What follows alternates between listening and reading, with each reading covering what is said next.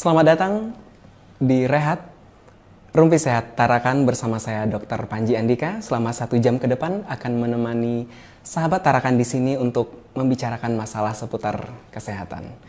Dan untuk siang kali ini kita sudah kehadiran narasumber yang luar biasa yang tentunya ahli di bidangnya, Dr. Boge Priyo Nugroho, spesialis forensik dan medico legal. Terima kasih Dok atas kehadirannya di podcast kita pada siang hari ini, dan kebetulan ini podcast pertama kita ya Dok ya. Podcast perdana kita di RSUD Tarakan, dan semoga kedepannya kita bisa terus memberikan informasi-informasi seputar kesehatan untuk masyarakat di luar sana Dok. Amin. Baik Dok. Nah, apakah menjadi seorang ahli forensik ini kita juga butuh paham undang-undang atau KUHP misal gitu Dok, atau?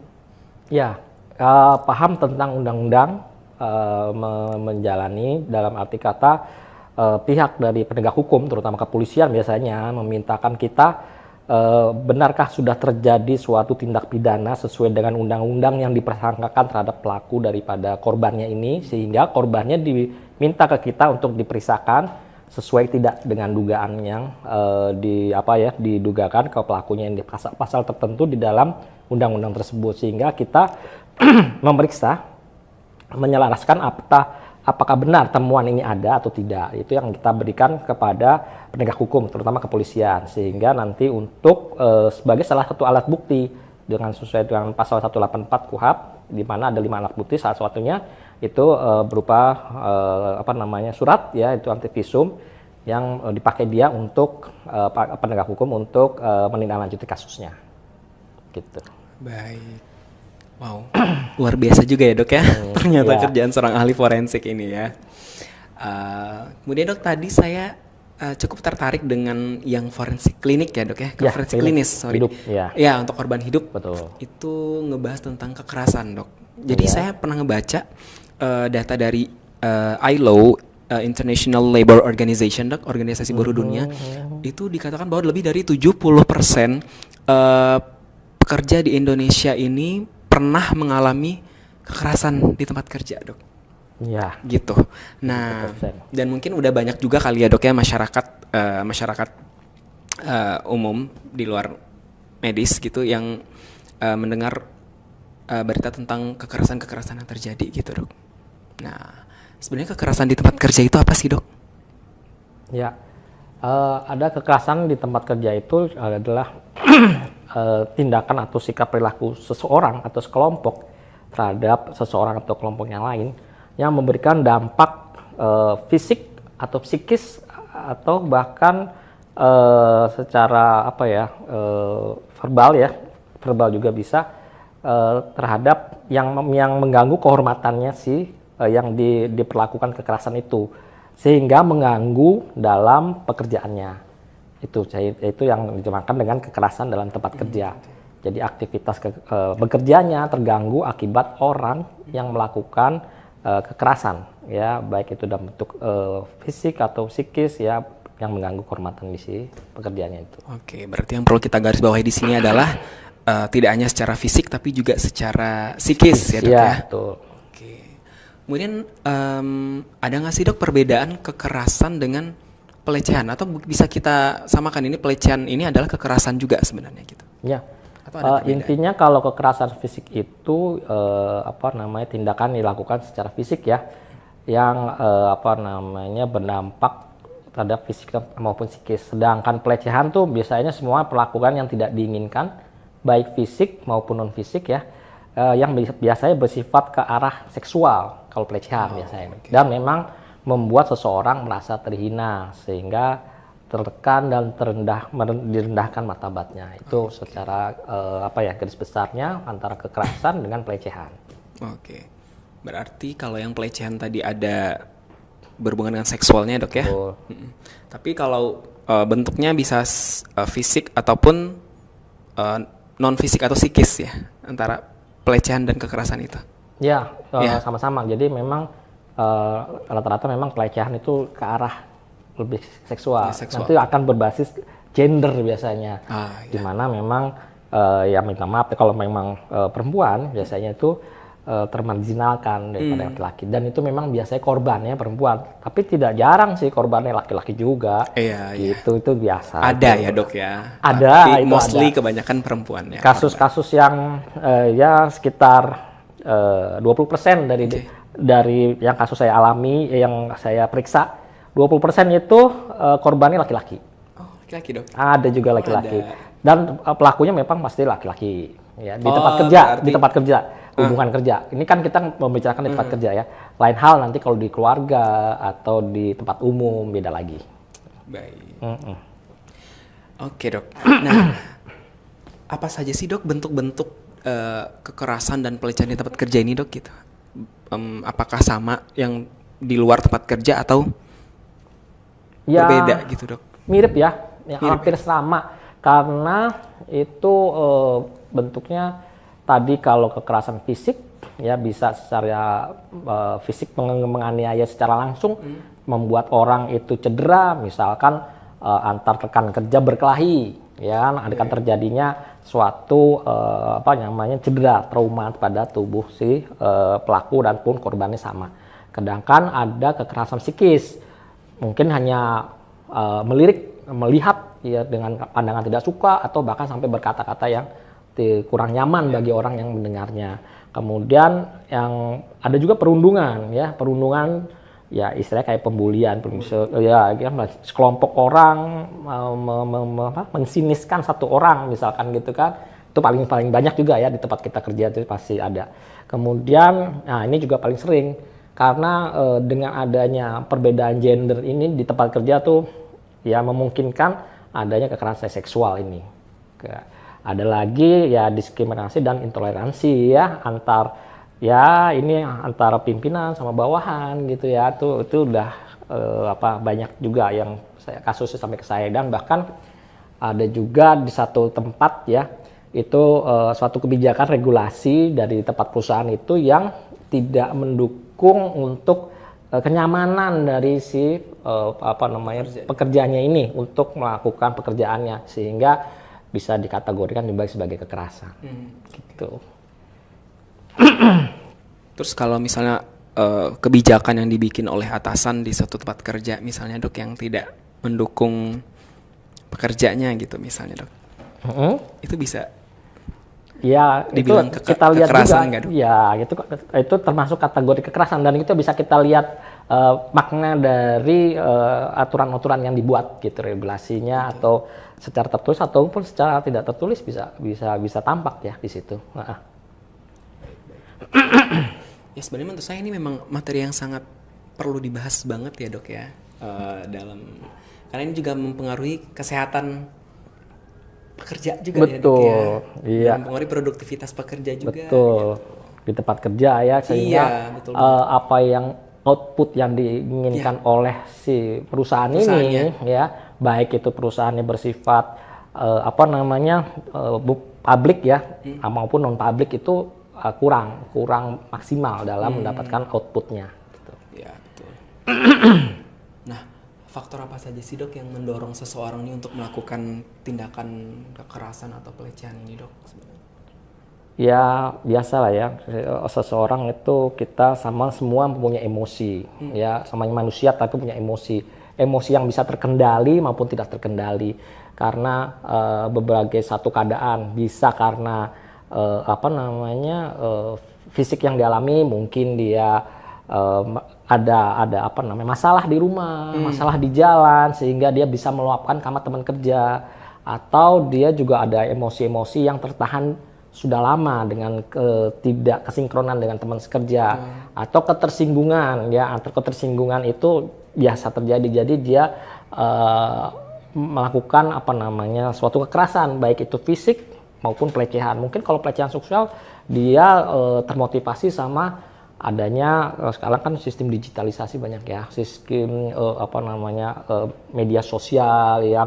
Wah nih ya namanya selain faktor yang untuk dilihat, itu untuk dipraktekkan seperti apa sih gitu kan gitu. Itu udah banyak ya. Jadi memang faktor-faktor di luar dari kedokteran juga ada yang mungkin ya pengaruh dunia lain yang tadi media sosial seperti itu. Oke, Berarti faktor internal dan eksternal ya paling Iya, berpengaruh ya, betul. Dok ya.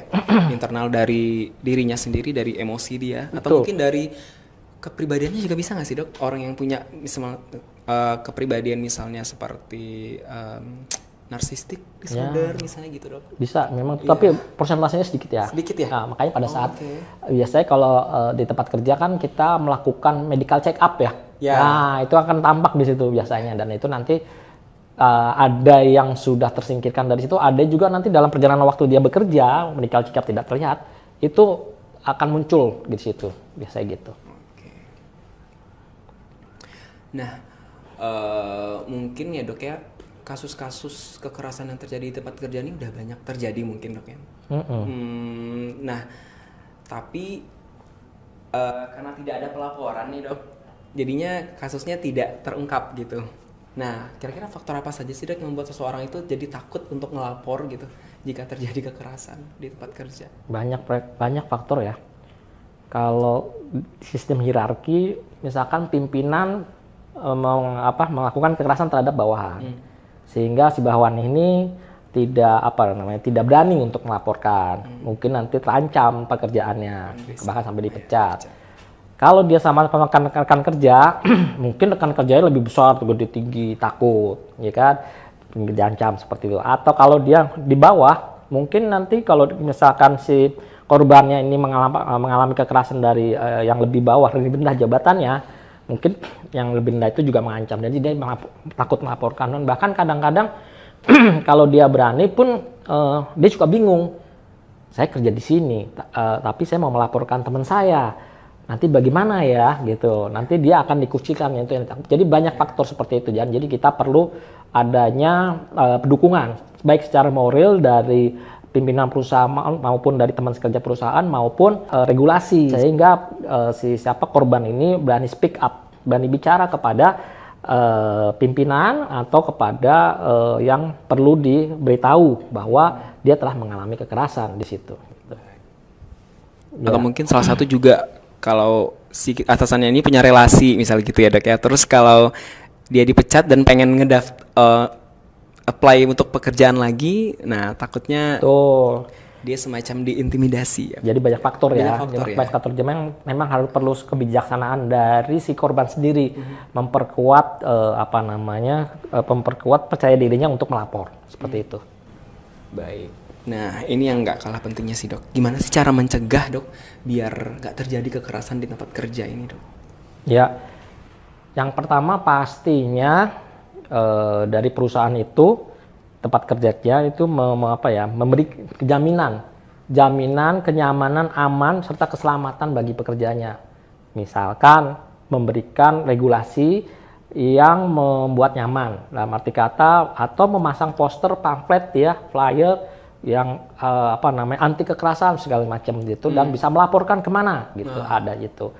Yang kedua juga tidak lupa juga nanti kita secara spiritual ya, mungkin dari di tempat kerjanya akan ada musola di mana ada kajian, mungkin untuk memberikan penguatan bahwa kekerasan ini bekerja ini kita bekerja sama untuk menghasilkan suatu output yang baik bagi perusahaannya, sehingga diperlukan kerjasama dengan rasa harmonis dan nyaman gitu, tanpa adanya kekerasan satu pihak dan lain. Bahkan juga kalau nanti ada suatu saat dari tadi seperti Dokter Panji bilang, keterangan datang untuk melihat bagaimana kondisi kenyamanan dalam bekerja seperti itu, kan bisa juga untuk satu kepercayaan diri bagi si pekerjaannya untuk melakukan pekerjaannya tersebut. Berarti kembali lagi ke regulasi sebenarnya, Dok ya. Betul. Regulasi yang dibikin oleh stakeholder lah gitu. Ya. Atau dan nggak cuma atasan doang, tapi juga semua yang ada di tempat kerja itu saling ada duduk bersama gitu kali, Dok ya, untuk ngebicarain ini arahannya kemana nih biar tidak terjadi kekerasan di tempat kerja. Gitu, iya, betul, benar sekali itu. Oke. Nah, kemudian, Dok, ini misalnya kalau udah terjadi nih, Dok, kekerasan atau pelecehan di tempat kerja, nah langkah apa sih yang perlu dilakukan jika ada yang menjadi korban gitu, Dok? Kalau memang ini saran saya, pertama kalau pelakunya itu atasan, ya korbannya itu bawahan, dia bisa memberitahu ke atasan yang lebih tingginya lagi, atau dia bisa bersurat di luar daripada perusahaan tersebut. Ya, kalau dia rekan sekerja ya yang melakukan kekerasan, dia bisa memberitahu ke atasannya, ya kan. Kemudian kalau dia secara verbal tidak didengar, ya dia bisa memberitahu juga koordinasi bahwa saya nggak suka nih misalkan sama kamu begini, bisa berdua mediasi dulu. Nah itu, tapi itu juga mesti waspada ya, walaupun memang itu akan memicu untuk timbul kekerasan lain, misal dari tidak sukanya memandang dokter Panji memandang saya ngomong sama dokter Panji saya nggak suka gini, tiba-tiba dokter Panji langsung jadi nggak suka main pukul. Nah itu juga hati-hati juga, kita perlu waspada juga, perlu kedewasaan lah dalam pergaulan di dalam pekerjaan memang. Gitu dokter. Jadi kalau bisa mungkin berjenjang juga ya dok ya? Iya. Kita mediasi dulu, coba ngomong heart to heart dulu mungkin ya dok ya? Betul, iya kalau bisa kita kira-kira bisa kita tangani ya sekerja. Secara kekeluargaan ya, gitu ya dok? Secara mediasi kekeluargaan, bagaimana ya saya nggak suka nih kamu begini ya, kalau nggak suka udah laporin atasan, oke kita mengadu ke atasan. Kalau di tempat kerjanya memang ada tim security, tim pengaman, bila mana rasa terancam secara fisik ya bisa lapor ke security, saya nggak suka nih dia gitu. Jadi kita bisa mengadukan itu lewat pengamanan di kantor itu, bahkan kalau jiwa kita terancam ya, kecuali kalau, dan ini memang prosesnya semua ini di mana rekan kerja itu kita masih dalam lingkungan kerja. Kalau udah di luar lingkungan kerja itu lain hal, itu nanti punya umum. Dalam arti kata bisa melaporkan ke pihak berwajib. Kepolisian langsung. Gitu, iya. Oke. Tapi tidak tertutup kemungkinan juga sebenarnya kalau terjadinya di tempat kerja, kalau si korban mau langsung ngelaporin ke polisi juga sebenarnya bisa dok? Bisa. Bisa ya? Bisa. Memang, tapi akan lebih baik tadi gitu ya, dok, ya untuk kita memberitahu tempat kita bekerja ya bahwa sudah tidak terjadi sudah tidak ada keharmonisan kenyamanan dalam bekerja. Sehingga si pihak perusahaan ini akan mengkoreksi apa yang terjadi kan gitu. Kalau kita main keluar saja tanpa, nanti perusahaan akan bertanya kenapa gitu. Jadi memang suatu tidak ada ketidakpercayaan antara pegawai dengan pimpinan. Makanya itu tadi perlu dikorelasikan dengan adanya aturan ya, regulasi yang ada. Kan perlu dibuat hotline misalkan, atau perlu dibuat flyer, poster, bagaimana ini. Memang tidak menutup kemungkinan semua perusahaan itu ada terjadi ketersinggungan antar pegawai, itu ada. Bahkan di rumah sakit ya tempat kita di Tarakan pun juga ada beberapa yang pernah kasus saya untuk selesaikan, kita mediasi.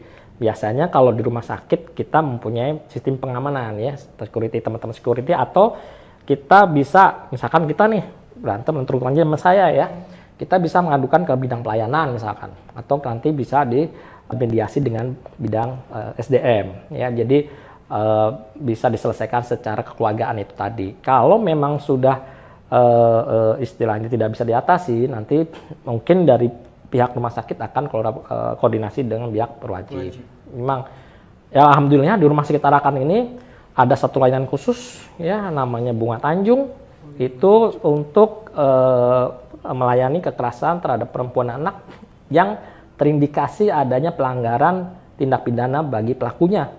Ya di situ semua kumpul, dan alhamdulillah kemarin tahun kemarin kita salah satu rumah sakit yang mendapat penghargaan tentang ramah anak, di mana pasien-pasien anak yang ada di rumah sakit Tarakan ini, baik pasien ataupun pengunjung itu mendapat keamanan, keamanan tentang keselamatannya ya, sehingga tidak ada kekerasan terhadap anak itu dijamin. Insya Allah dijamin seperti itu.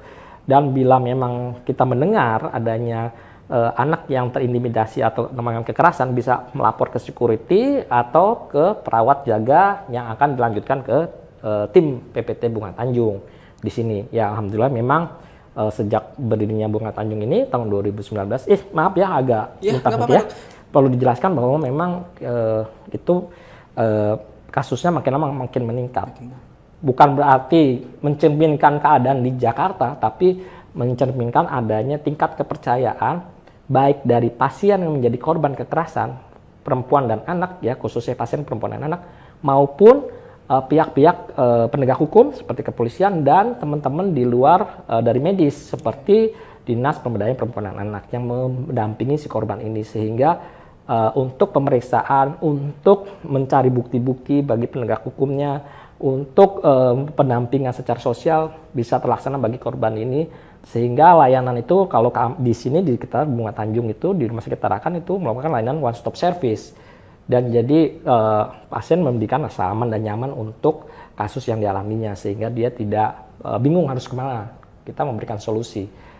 Dan itu tadi balik lagi ke tempat kerja, insya Allah di Rumah Sakit Tarakan ini juga ada regulasi yang sudah berjalan, sehingga nanti kita akan rencana bersosialisasi ke teman-teman semua yang ada di Rumah Sakit Tarakan ini untuk sama-sama mencegah, bahkan kalau sudah terjadi sama-sama saling mengingatkan, dan bahkan bagaimana cara melaporkannya gitu.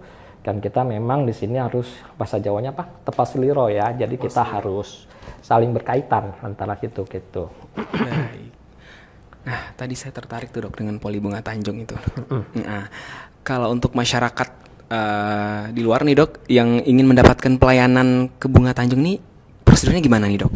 Ya, kalau memang ada beberapa faktor ya. Dalam arti kata, misal ada kasus di luar di mana tadi namanya kekerasan, salah satu pihak dengan pihak yang dia mengalami kekerasan itu menimbulkan suatu cedera atau bahkan tidak ada cedera tapi dia ingin berobat ya, silahkan datang langsung ke IGD kita 24 jam. Nanti teman-teman di IGD akan memilah apakah pasien itu kritis atau semi kritis atau non kritis.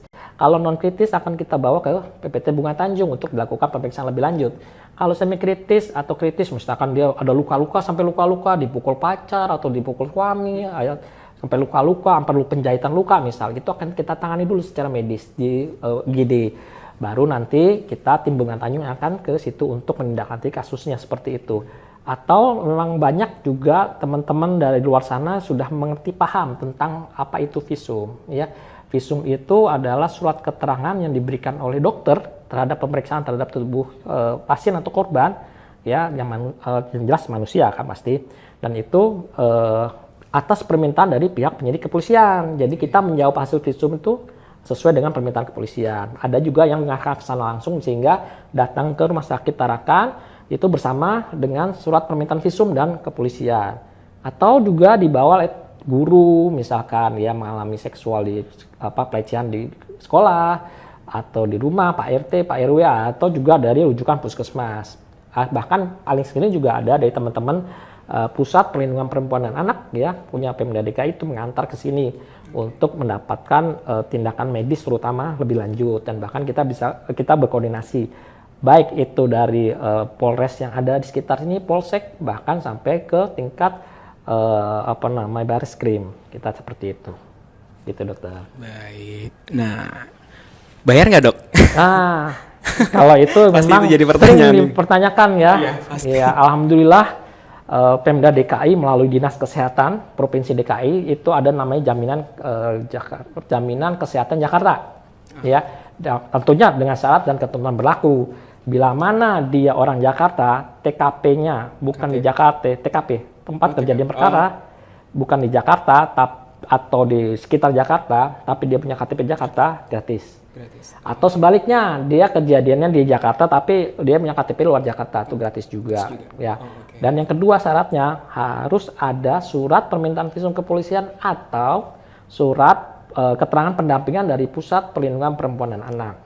Jadi kita sama-sama bekerja sama dengan pihak kepolisian maupun Dinas Perlindungan Perempuan dan Anak membuat suatu komprehensif ya, kolaborasi yang bagus untuk kesempurnaan dari hasil kekerasan yang dialami ini, untuk sama di penegak hukumnya ada, dari segi korbannya untuk pemulihan fisik atau psikisnya ada. Jadi sempurnanya seperti itu gitu Dokter Panji. Berarti saat pasiennya masuk ke IGD kemudian keluarganya pengen bikin visum, tetap harus ke polisi dulu ya Dok ya?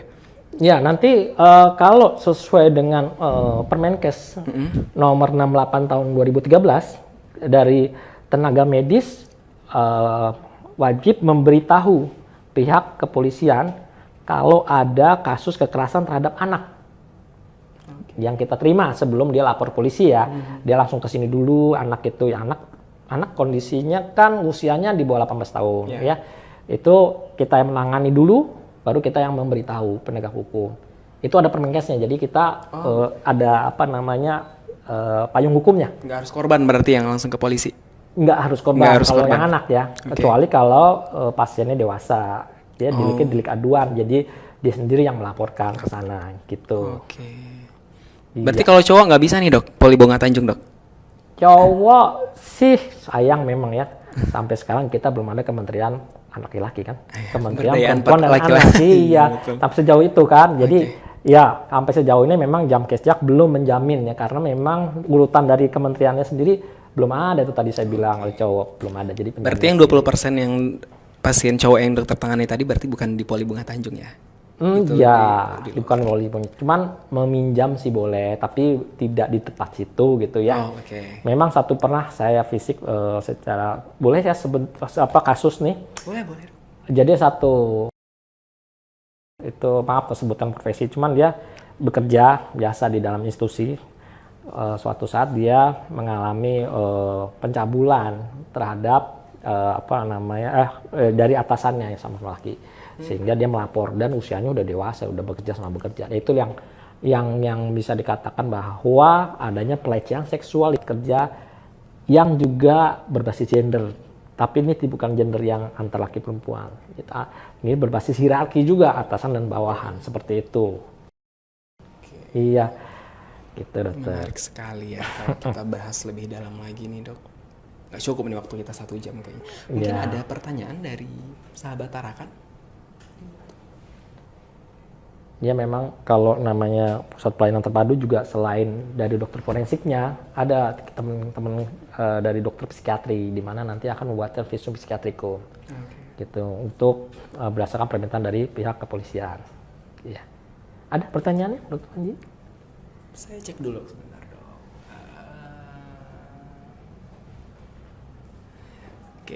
Ada nih dok satu pertanyaan dok. Saya bacakan ya dok. Kalau misalkan dapat kekerasan di kantor, bisa langsung visum di Tarakan nggak dok? Kudu lapor dulu atau bisa datang mandiri dok? Ini dari Stania Brifta Monina. Ya, baik terima kasih. Kalau seperti tadi berjenjang, kalau memang dimungkinkan dari tempat kerjanya itu atasannya tidak mau atau bahkan atasannya yang memberikan kekerasan, dia bisa langsung datang ke Rumah Sakit Tarakan 24 jam. Kalau dia perempuan ya kan terjadinya di sini, itu tolong dipersiapkan identitas diri dan nanti kita akan koordinasi dengan pihak kepolisian untuk pengaduan. Kalau pasti dewasa kalau yang bekerja ya. Dan nanti setelah tangani medis kita arahkan dia, motivasi dia untuk melapor ya. Kalau laki-laki pun kita kalau memang tadi sistemnya kita semi kritis sama kritis ya darurat ya, itu kita tanganin kedaruratan medis dulu, baru nanti kita bilang kepada dia bahwa silakan lapor ke polisi. Dan memang sih kalau untuk yang korban laki-laki dewasa itu sampai saat ini masih belum bisa dijamin untuk pembuatan visumnya gitu. Gitu dokter. Baik. Untuk pertanyaan kedua nih dok, kalau kita menemukan orang lain yang mendapat kekerasan tapi nggak berani melapor, gimana tuh dok? Menemukan di dalam kantor atau di luar kantor ya? Mungkin dua-duanya dok. Kalau di dalam kantor, atau di dalam kantor gitu dok? Ya kalau di dalam kantor, ya di dalam tempat kerja kita motivasi dia. Namanya orang bekerja pasti dewasa ya. Kita motivasi dia, kita arahkan dia untuk berjenjang melaporkan ke pimpinan misalkan atau atasannya langsung. Kalau kita menemukan di luar, kita bisa juga memberitahu pihak yang berwajib boleh. Kalau dia terjadi kekerasan, kalau si korbannya tidak mampu sendiri, misalkan sampai dia berdarah-darah atau bagaimana ya tergeletak di jalan, bisa kita beritahu. Cuman kalau memang bisa, karena sifatnya dewasa ini delik aduan, jadi dia melaporkan sendiri gitu. Kalau di dalam pekerjaan memang kita memberi motivasi seperti itu. Kalau kita yang melaporkan, mungkin dari penegak hukum akan agak sedikit mana korbannya akan ditayangkan seperti itu, kan gitu. Seperti itulah kalau memang terjadi di kantor. Memang kita seusaha mungkin kita harus mencegah namanya kekerasan di kantor. Tadi efeknya membuat tidak nyaman bekerja, ya kan, bahkan kadang-kadang keluar. Apalagi kalau dilakukannya antara laki-laki dan perempuan, berbeda gender. Aduh, itu paling repot itu. Maksudnya bukan paling repot ya, maksudnya bisa apa ya? Bisa menimbulkan suatu permasalahan sendiri nanti gitu. Tapi sebenarnya terkait regulasi tentang kekerasan ini dok, semua perusahaan udah ada nggak sih dok? Belum semuanya gitu regulasi ini yang sejauh dokter tahu ini? Karena di luar ya, di luar perusahaan itu kita payung-payung hukum ya, regulasi yang ada baik undang-undang maupun turunannya sampai peraturan menteri itu baik di tingkat kesehatan maupun tingkat nakerpran itu udah ada payung-payung hukumnya mengatasi, mencegah, bahkan untuk memberikan hukuman bagi pelakunya bila terbukti. Siapa yang membuktikan semua ini? Yang penegak hukum ya. Kita bisa mediasi di dalam perusahaan sendiri, kalau memang tidak bisa kita langsung keluar ya. Itu dipegang penegak hukum. Nanti dia menyimpulkan apakah itu terjadi atau tidak, bagaimana kelanjutannya sampai ke ranah hukum. Saya dengar memang beberapa banyak sih perusahaan di Jakarta seperti itu ya, kalau memang dia sudah tidak ngatasin untuk satu pegawai ini, itu dia akan melaporkan ke pihak penegak hukum gitu. Baik. Masih ada pertanyaan lagi dari YouTube? Kita coba lihat lagi.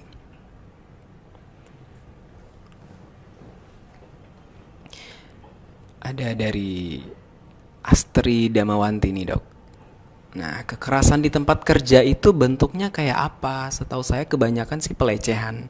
Mungkin tadi dokter udah sempat nyinggung dikit ya. Mungkin bisa dijelasin lagi nih dok. Ya, namanya pelecehan tuh masih biasanya ke arah seksual. Ya. Biasanya berbeda gender. Dan itu salah satu bentuk dari kekerasan di tempat kerja.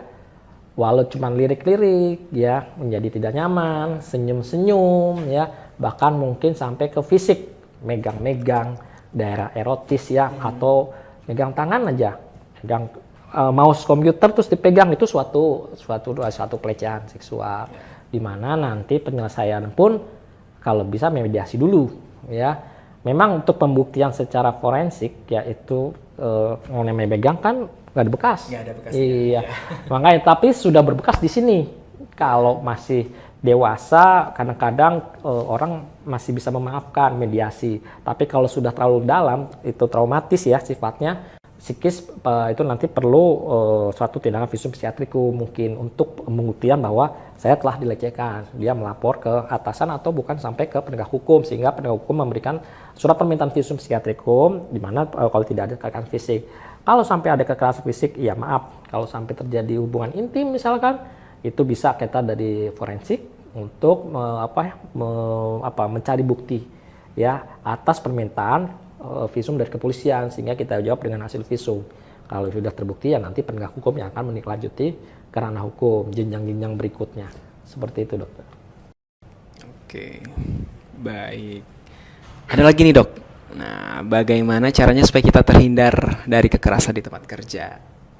Ya, kalau kita selain menjalankan SPO yang ada, regulasi yang ada, juga kita sama-sama menjaga martabat atau keharmonisan antar rekan kerja. Kalau kita nggak mau menyakiti, kita jangan disakiti. Atau kalau kita nggak mau disakitin, jangan nyakitin orang. Itu pertama. Yang kedua, kalau memang kita bisa memberikan jaminan kesamaan yang baik, itu lebih baik ya. Jadi kita saling menghormati lah istilahnya. Sama kalau dia mau meminjam pulpen kita atau berikan atau semacam itu. Dan itu yang berusaha menghindar kekerasan dari tempat kerja, sehingga semuanya bisa berjalan dengan baik gitu.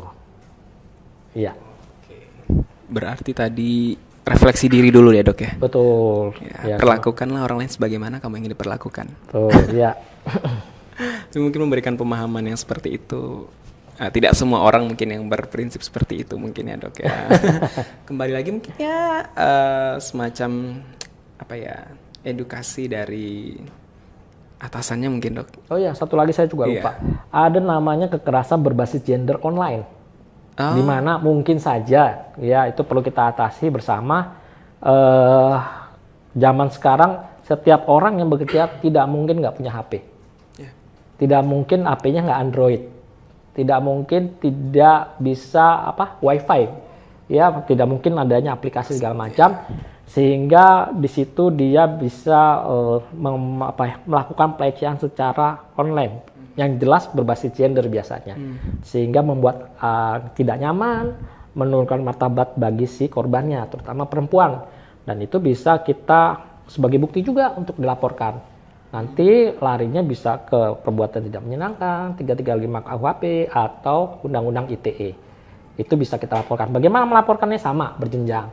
Ya, itu siapa yang berbuat nanti kita akan beritahu. Memang kalau jejak digital susah ya dihapus ya.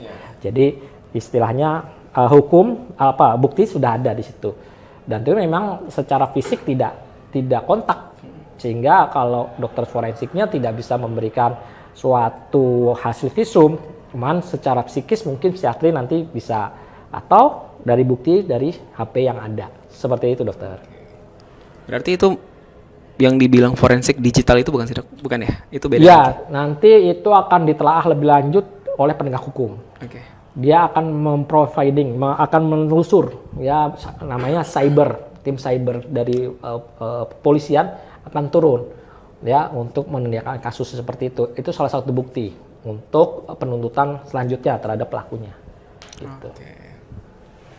Ya, sekarang memang nggak bisa dipungkiri ya, namanya aplikasi online. Iya, jadi harus hati-hati banget nggak sih dok harusnya kita ya untuk memakai media sosial itu ya dok ya. Sebijak mungkin ya. Betul. Ada kata-kata tidak menyenangkan, saya ngatain dokter Panji, dokter Panji jelek, ya itu udah tidak menyenangkan. Kena pasal itu. Nah, pasal bagaimana mengadukan? Monggo silakan dokter Panji, atau bisa mediasi dulu perusahaan, atau bisa langsung. Itu bisa kena pasal kalau di tempat kerja ya. Bahkan mungkin kasus ini yang kayak lebih mudah untuk dilaporkan nggak sih dok? Karena langsung ada jejak digitalnya, ya, langsung ada buktinya. Belum dihapus. Iya. Kalau udah dihapus ya agak susah juga ya. Makanya buru-buru di screenshot. Iya, do screenshot ya gitu ya zaman sekarang. Nah, ini ada dua pertanyaan lagi nih dok. Yang pertama, hubungan intim itu termasuk kekerasan nggak?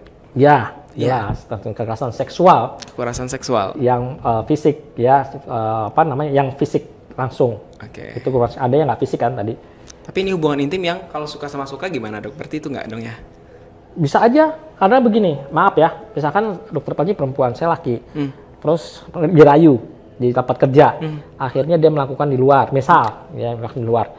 Terus sudah sama setuju, tapi ada janji-janji yang tidak diberikan oleh laki-laki ini terhadap perempuan walaupun teman sekerja, sehingga perempuannya kecewa, sehingga perempuannya melaporkan. Itu bisa terjadi. Bisa dok? Bisa, walaupun di awal suka-suka, dan itu bisa terjadi, gitu. Janji-janji yang tidak terpenuhi itu bisa dilaporkan sebagai tindak kekerasan. Hati-hati sahabat Tarakan ya. Janji. Walaupun janji antar teman sekerja apa kerja ya udah nanti kita nanti gampang nanti kita menikah misalkan lama-lama dia seneng lagi laki-laki sama teman kerja yang lain. Wah, ditinggalin gitu ya, di PHP-in gitu ya dok ya, di ghosting lah istilah. Oh gitu ya namanya. Sekarang, iya, udah dikasih harapan, taunya ditinggalin. Iya. Oke, pertanyaan selanjutnya. Bentar dok, berarti itu termasuk kekerasan di tempat kerja dok kalau kasus yang kayak tadi? Ya kalau terjadinya di luar, tapi ini antara rekan kerja nih, tapi dia ngelakuin hubungan intimnya di luar misalnya, itu termasuk ke dalam kekerasan di tempat kerja nggak dong? Nggak ya? Bukan di tempat kerja. Bukan di tempat kerja berarti ya? Jadi itu udah karena hukum maksudnya secara umum gitu bisa. Karena memang kalau di tempat kerja maaf ya kalau melakukannya mungkin kalau dia petugas hotel atau satu kamar karyawan hotel bisa bahkan maaf nih tidak menutup kemungkinan kalau di rumah sakit antar karyawan rumah sakit misal itu tempat kerja juga karena fasilitas juga mendukung kan apalagi kalau di luar kerja nah itu bisa tempat masuk ranah hukum umum bagian umum gitu ya gitu dokter. Nah pertanyaan selanjutnya nih dok, kalau kita sebagai karyawan, bagaimana peran kita dalam mencegah kekerasan di tempat kerja? Ini kita sebagai karyawan, ya peran kita untuk mencegah kekerasan di tempat kerja itu seperti apa? Ya kalau kita sendiri selain menjalankan regulasi yang ada, SPO, juga kita sama-sama menyuarakan bahwa kekerasan itu suatu tindakan yang tidak baik. Jadi kalau ada, kita bisa mencegahnya dengan jangan boleh gitu, itu salah. Atau kita bisa jadi penengah, ya kita jadi bisa penengah Jadi antara mediator. ya langsung di tempat itu sehingga bisa terselesaikan. Ya mudah-mudahan bisa terselesaikan dengan kehadiran kita sebagai penengah. Ya walaupun dia pacar misalkan, dia penengah, kita beritahu bahwa dengan adanya ada mencegah tindak kekerasan ini sehingga keharmonisan bekerja baik dan menghasilkan output pekerjaan yang baik. Kalau di rumah sakit bisa melayani pasien dengan baik, ya kan? Kalau ada suatu kekerasan baik fisik maupun non fisik, itu pasti akan membawa ke batin, sehingga pelayanan di rumah sakit akan berkurang. Yang merasakan siapa? Pasiennya, sehingga pasiennya tidak mendapat pelayanan terbaik dari rumah sakit tersebut. Itu, ya kan? Gitu. Semacam lingkaran setan kali dok ya? Iya, bukan lingkaran setan. Memang harus mekanisme. Ya, kalau di rumah sakit kita selalu menegakkan namanya hospitality. Iya, semua bisa teratasi. Mudah-mudahan dengan peningkatan hospitality karyawan-karyawan yang ada di rumah sakit kita akan ini, gitu. Baik. Nah, misalnya nih dok, ada karyawan kita nih ngelihat kekerasan yang terjadi nih di rumah sakit. Tapi ini untuk kekerasan di tempat kerja ini walaupun bukan karyawan nih dok, tapi misalnya keluarga pasien dengan keluarga pasien, itu termasuk kekerasan di tempat kerja juga kan dok? Enggak dong. Enggak ya? Berarti hanya untuk karyawan kalau secara definisinya? Ya, tadi ya kalau definisi di awal itu terhadap orang lain yang menimbulkan psikis di tempat kerja. Di tempat kerja? Iya, jadi kalau ke antar pasien keluarga atau antara keluarga pasien gitu. Itu kekerasan kalau saya lihatnya ya lebih cenderung bukan tidak termasuk dalam definisi itu. Ya kan? Di tempat kerja memang agak sulit dalam menyimpulkan bahwa kekerasan antar keluarga pasien dengan keluarga pasien dia kerjanya di mana? Ini kerja di mana gitu kan? Kalau dia ada terjadi di tempat kita berarti kekerasan yang menimbulkan tapi masuk kategori juga ya, masuk kategori bahwa kekerasan di tempat kerjanya kita. Iya. Bukan tempat kerja mereka, kan gitu kan, di segi pandang mana dulu nih. Makanya kita juga menjaga bahwa jangan sampai terjadi kekerasan. Ada satu waktu kita memang kasus kemarin ada juga memang keluarga pasien menimbulkan pelecehan terhadap keluarga pasien.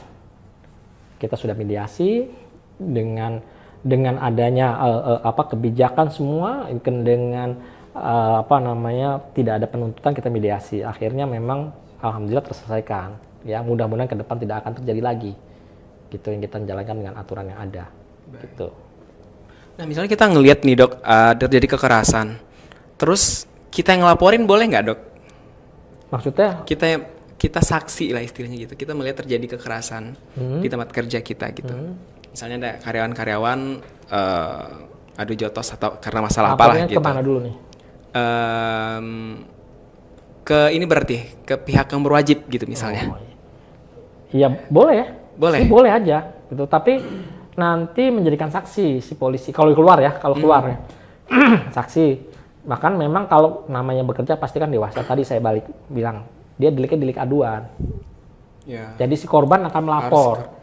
Ya kan pelakunya ini gitu. Kalau kita hanya sebagai saksi. Begitupun kalau kita mengadukan ke atasan kita. Nah, nanti siapa yang berantem itu samanya kita panggil. Benar kamu berantem, gitu kan? Mana saksinya? Ini dokter Panji saksinya. Berantem iya. Udah kita mediasi itu ke atasan sebijak situlah.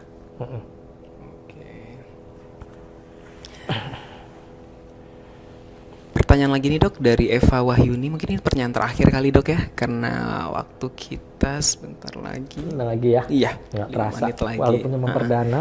Iya. Alhamdulillah perdana ya. Alhamdulillah dok. Cukup banyak antusias masyarakat. terhadap podcast kita ini. Pertanyaan terakhir dok, apakah termasuk kekerasan di tempat kerja bila ada seseorang yang merasa berkuasa yang tidak menghargai bawahannya? Dalam kategori menghargai apa ya maksudnya?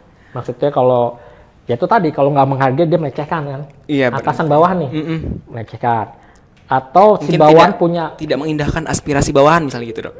Bawahannya semacam memberikan aduan atau apa terus kayak si atasannya ini nggak respon gitu. apakah itu masuk tindak kekerasan? Iya. Saya rasa tidak. Tidak. Selama tidak ada fisik pertama. Yang kedua, selama si atasan ini tidak membentak. Oke. Ya, membuat trauma si bawahan. Saya misalkan bawahan mengusulkan A, nggak bisa, kamu nggak boleh gini. Nah itu berarti membentak. Sehingga si bawahan itu, ya itu tadi sifat manusia macam-macam. Tertekan segala macam, efektivitas kerjanya terganggu. Itu termasuk kekerasan. Tapi kalau tidak, oh nggak, ya udah nggak terima gitu. Atasan yang ya, tidak ada kekerasan. Kalau gaji yang tidak dibayarkan, misalnya kan ada tuh perusahaan yang kayak 3 bulan gaji perusahaannya, gaji karyawannya tidak dibayar gitu misalnya dok. Itu masuk kekerasan? Enggak ya dok ya? Kalau dari definisi? Masuknya nanti kekerasan ekonomi. Oh ada lagi. Ada lagi tuh kekerasan ekonomi. Okay. Tapi jauh itu jalurnya. Lebih baik Iya, kalau kayak iya. begitu, gaji-gajian lapor. Ya Oh, kan, iya, kita punya atasan lapor, atau atasannya kita laporkan lagi. Berarti tidak bisa dikategorikan sebagai tindak pidana? Enggak ya? bisa. Oh iya, iya. Gitu. Perdata juga enggak lah ya. Memang kita hukum banyak ya. Kita hanya menjalankan hukum ya. Orang yang kita hidup ini dipandu dengan rambu-rambu hukum. Jadi jangan sampai kita keluar dari rambu-rambu hukum itu. Nah, salah satunya kalau keluar berarti adanya kekerasan. Ya, ada di KUHP, ada di Undang-Undang Kesehatan, ada di Undang-Undang Tenaga Kerja, semua ada. Namanya kekerasan. Kita sudah melanggar seperti itu. Bahkan ada Undang-Undang Tindak Pidana Kekerasan Seksual ya tahun 12 tahun 2022. Undang-Undang Kesehatan nomor 17 tahun 2023 itu yang terbaru. Bahkan KUHP yang baru aja diluncurkan tahun 2022. Itu akan terrealisasi nanti 3 tahun ke depan. Seperti itu.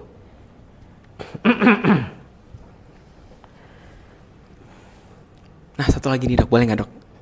Boleh. Boleh ya satu lagi ya. Ini kayaknya penting nih dok. Pertanyaan dari Seto Prakasa nih sebagai leader, sebagai seorang atasan nih dok. Bagaimana cara kita untuk memberikan pemahaman tentang kekerasan yang terjadi di lingkungan kantor dok? Ya, pertama dengan balik-balik ke regulasi. Leader kan? Ya.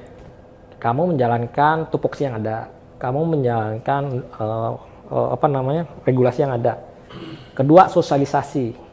Bagaimana mencegah, bagaimana mengatasi, atau bagaimana cara mengadukan. Yang ketiga, kita juga bisa memberikan contoh leader itu tentang mungkin sesama leader atau tentang dia dengan bawahannya. Yang terakhir juga secara spiritual leader ini memberikan arahan ya. Karena di dalam spiritual itu pasti baik semua agama itu akan mengajarkan suatu kebaikan ya, suatu tindak kekerasan tidak dibenarkan. Seperti itu, dokter. Baik, dokter. Terima kasih, dokter, atas Sama-sama, dokter. sharing-sharing ilmunya, dok. Sama-sama. Ya, ini karena waktu yang memisahkan kita nih, dok. Iya. Saya udah di kode-kode itu.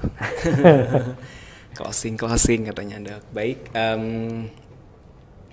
Jadi kekerasan di tempat kerja bisa terjadi secara fisik ataupun psikis.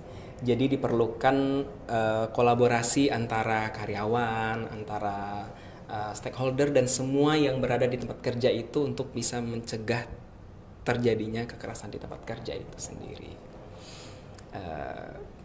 Quotes dari Dr. Boge tadi, perlakukanlah seseorang sebagaimana Anda ingin diperlakukan. Mungkin itu salah satu cara untuk mencegah terjadinya kekerasan di tempat kerja tadi.